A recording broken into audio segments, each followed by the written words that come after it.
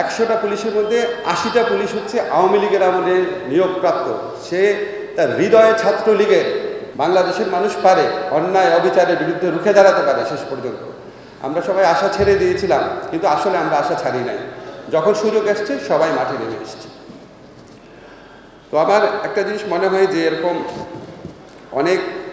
আমাদের অনেক বড় বড় স্বপ্ন জন্ম নেয় এত বড় আত্মত্যাগের পর।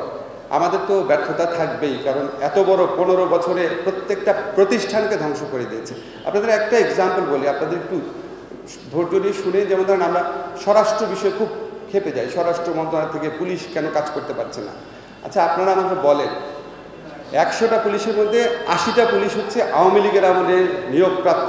সে তার হৃদয়ে ছাত্রলীগের। সে কি এই সরকারের জন্য কাজ করবে? এখন আপনি বলতে পারেন তাহলে 80টা পুলিশ বাদ দিয়ে আপনি নতুন পুলিশ নেন না কেন?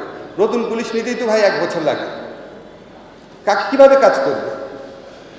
তো এখন 20 জন যে পুলিশ আছে, সেই 20 জন পুলিশের মধ্যে তাদেরও তো কারো কারোর মধ্যে ভয় কাজ করে। এই সরকার 1 বছর আছে, তারপর কোন সরকার আসে, আমি এখন সামনে যে সরকারটা আসতে পারে তার কোনো কর্মীকে ধরবো নাকি? এগুলি তো বাস্তবতা। আরও নানান ধরনের সমস্যা আছে।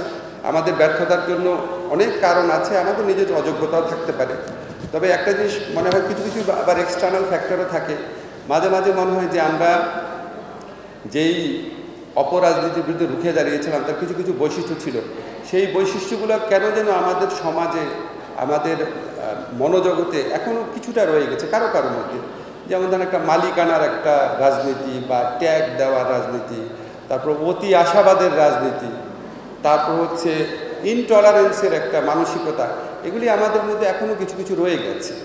এবং এমনই পর্যায়ে ইনটলারেন্স, আমরা প্রত্যেকে আশা করি অন্য সবাই এক্স্যাক্টলি আমার ল্যাঙ্গুয়েজে কথা বলবে, আমার শব্দ চয়নে কথা বলবে, আমার অঙ্গভঙ্গি করে কথা বলবে। এই সমস্ত সমস্যা থাকে, সব দেশেই থাকে। আপনারা বিপ্লব পরবর্তী মধ্যপ্রাচ্যের বিভিন্ন দেশের অবস্থা দেখেছেন।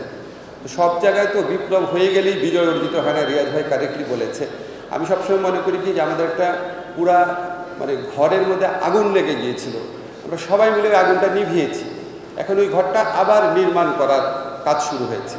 এই ঘরটা নির্মাণ করার কাজটা কিন্তু আগুন নেভানোর কাজ হচ্ছে কঠিন। খেয়াল রাখতে হবে এই ঘরের মধ্যে যেন কোনো দাহ্য পদার্থ না থাকে, এই ঘরের মধ্যে যেন এমন কোনো এলিমেন্ট না থাকে আগুন লাগলে আবার জ্বলে উঠতে পারে, আবার আগুন যারা লাগিয়েছিল তারা যেন আবার সুযোগ না নিতে পারে। এত কিছু সতর্কতার সাথে আমাদেরকে এই কাজটা করতে হবে।